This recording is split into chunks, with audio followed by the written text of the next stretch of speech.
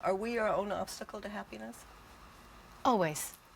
And I think the older that we get, because we've dealt with so many issues in our lifetime, we get in front of ourselves all the time. Did you push record?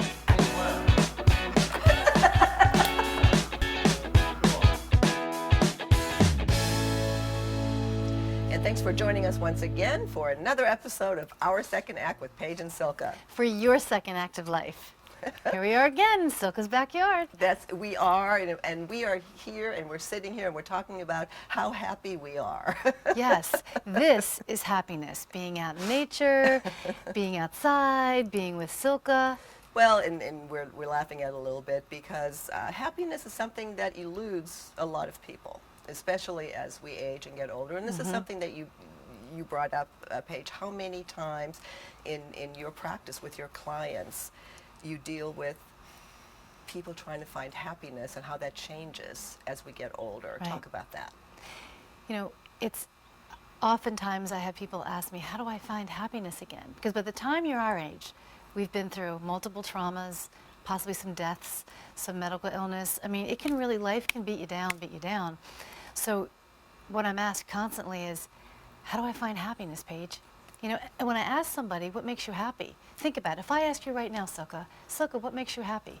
Does it come up quickly, or does it take time to ponder? It takes time to ponder. And it takes time to ponder because? Because I'm not sure exactly what, happiness, like what is really, we can get real deep about this, but since you asked, that is something that I think about a lot, is can I ever really be truly happy? What makes somebody truly happy? When do you know you're fulfilled? Good question. And does fulfillment mean you have to be fulfilled 24/7, 7 days a week until the time you die from this planet? Does happiness mean I'm struggling with a medical illness, so the days that I feel good or the hour that I have energy, that brings me happiness? Does happiness mean that, you're retiring now, and even though, oh my gosh, what's the next phase of my life? I've had so many different distractions that I thought I was happy, but now I'm going in this next stage. What's going to make me happy in this next stage of life? So happiness is in the eye of the beholder. So you have to really decide what makes you happy. And it's not so much the big things, it's not so much the material things, because that can all go away tomorrow. But it really is, what are the small things that can compile over and over time into each minute, each hour, each day that make you happy? Because there are going to be times that you're not happy, and that's okay.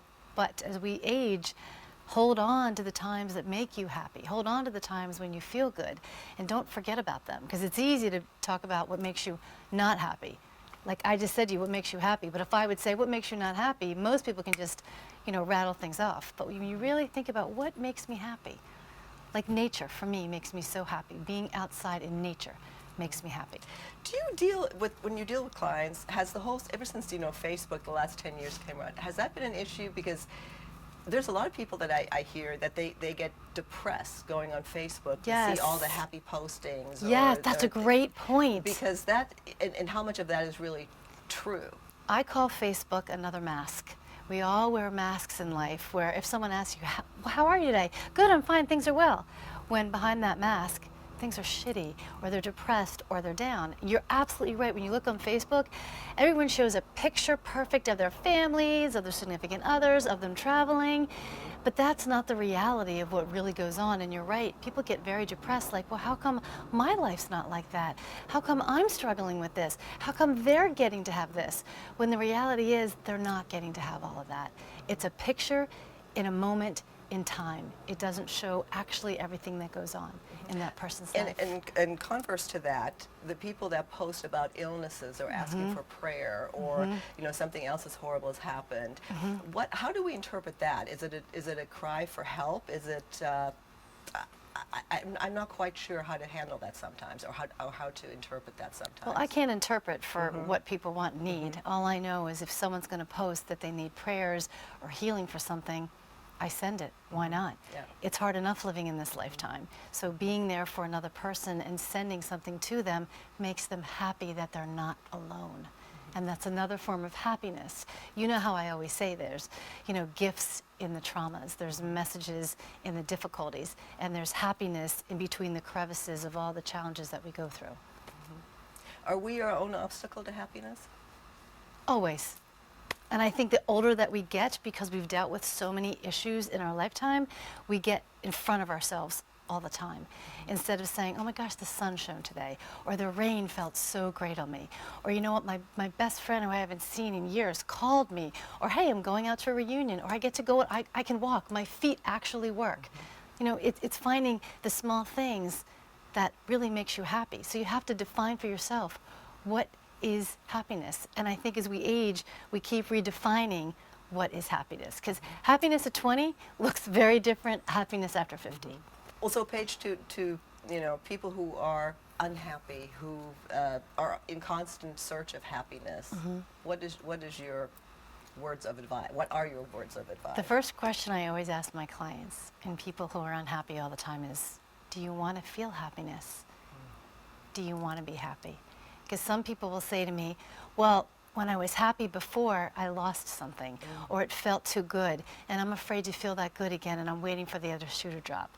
And my response is, first you have to decide that it really is okay to have a moment, or an hour, or a day, or a week where you feel happiness. It really is okay to have that. So you have to ask yourself, do you want to be happy? Even if it is for a minute, an hour, or a day. That is a great point. And when you said that, I that sometimes happens to me. I know Everybody goes through well, it. younger You're not in my alone life, in it that. certainly did, and I try not to be conscious of that now. That yeah, I deserve it, and I'm not going to be afraid to lose Right. something. Yeah, Grab good onto point. the happiness that you have in each moment, because you don't know what's going to happen, but don't be afraid to feel it and to say, you know what, I'm going to choose to embrace happiness in any moment of the day. And when I don't have happiness, I know that eventually it will come. Well, I'm going to be really happy when we break this shoot right now and we get to have a glass of wine because it's getting really hot out here. And we'll see you again soon on another episode of Our Second Act with Paige and Silka. For your second act of life.